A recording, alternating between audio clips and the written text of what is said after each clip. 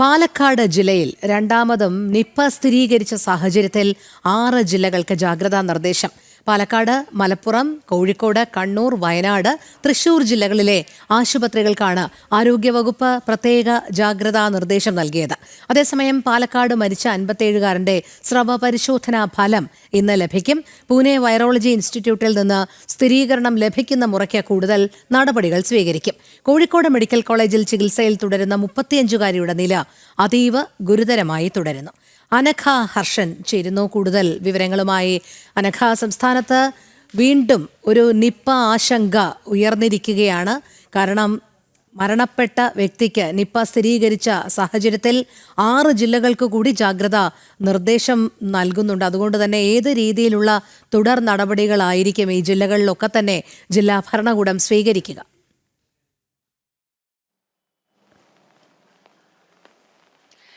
രോഹിണി, പാലക്കാട് മരിച്ച 57-കാരന് നിപ സ്ഥിരീകരിച്ച സാഹചര്യത്തിലാണ് സംസ്ഥാനത്ത് 6 ജില്ലകളിൽ കനത്ത ജാഗ്രതാ നിർദ്ദേശം നൽകിയിരിക്കുന്നത്. അതിൽ തന്നെ കോഴിക്കോട്, അതുപോലെ മലപ്പുറം, പാലക്കാട് ഈ 3 ജില്ലകളിലെ ആശുപത്രികൾക്കും കനത്ത ജാഗ്രതാ നിർദ്ദേശം നൽകിയിട്ടുണ്ട്. അനാവശ്യ കാര്യങ്ങൾക്കായി ആശുപത്രിയിൽ ഒരു കാരണവശാലും സന്ദർശനം നടത്തരുത്. രോഗികൾക്കൊപ്പം കൂട്ടിരിപ്പുകാരായി ഒരാൾ മാത്രമേ പാടുള്ളൂ. മാത്രമല്ല, ആശുപത്രിയിൽ എത്തുന്നവർ മാസ്ക് നിർബന്ധമായും ധരിക്കണമെന്നതടക്കമുള്ള കാര്യങ്ങൾ ആരോഗ്യവകുപ്പ് നിർദ്ദേശം നൽകിയിട്ടുണ്ട്. മാത്രമല്ല, ഈ മരിച്ച പാലക്കാട് മണ്ണാർക്കാട് സ്വദേശിയായിട്ടുള്ള 57-കാരന്റെ ശ്രവ പരിശോധനാ ഫലം ഈ പൂനെ വൈറോളജി അതിലേക്ക് അയച്ചിട്ടുണ്ടായിരുന്നു. ആ റിപ്പോർട്ട് ഇന്ന് പുറത്തു വരുമെന്നാണ് അറിയാൻ സാധിച്ചിരിക്കുന്നത്. മഞ്ചേരിയിലെ ഈ സ്വകാര്യ ലാബിൽ നടത്തിയ പരിശോധനയിലാണ് ഈ ഫലം പോസിറ്റീവായി കാണിച്ചിരിക്കുന്നത്.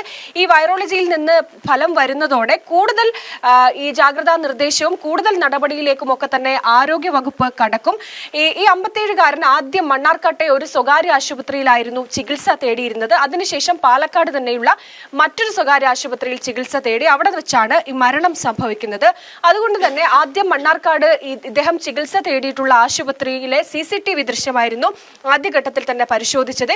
ഈ CCTV ദൃശ്യം പരിശോധിച്ചതിൽ നിന്ന് ആരൊക്കെയായി സമ്പർക്കം പുലർത്തിയിട്ടുണ്ട് എന്നതടക്കമുള്ള കാര്യങ്ങൾ ആരോഗ്യവകുപ്പ് കണ്ടെത്തിയിട്ടുണ്ട്. ഇങ്ങനെ കണ്ടെത്തിയിട്ടുള്ള ഈ മരിച്ച 57-കാരനുമായി അടുത്ത ബന്ധം പുലർത്തിയ ക്ലോസ് കോണ്ടാക്ട് ഉള്ള 45 പേർ ഇപ്പോൾ നിലവിൽ ക്വാറന്റൈനിൽ പ്രവേശിപ്പിച്ചിട്ടുണ്ട്.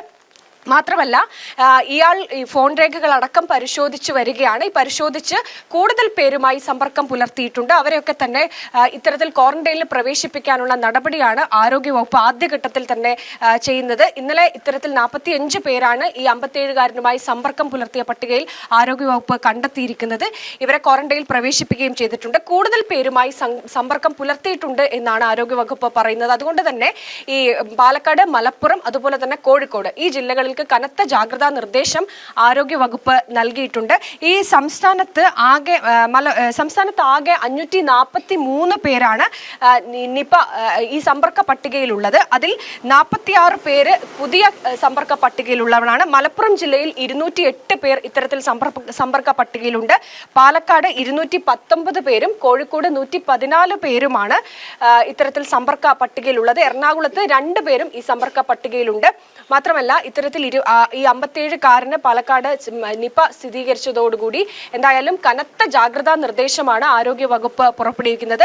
അനാവശ്യ കാര്യങ്ങളിൽ ആശുപത്രി സന്ദർശനം അത് ഒഴിവാക്കണം എന്നുകൂടി ആരോഗ്യവകുപ്പ് എന്തായാലും നിർദ്ദേശം നൽകിയിട്ടുണ്ട്. കനത്ത ജാഗ്രതാ നിർദ്ദേശം തന്നെയാണ് ഈ പറഞ്ഞ ജില്ലകളിലും, കൂടാതെ 6 ജില്ലകൾക്കും ആരോഗ്യവകുപ്പ് നൽകിയിരിക്കുന്നത്. രോഹിണി.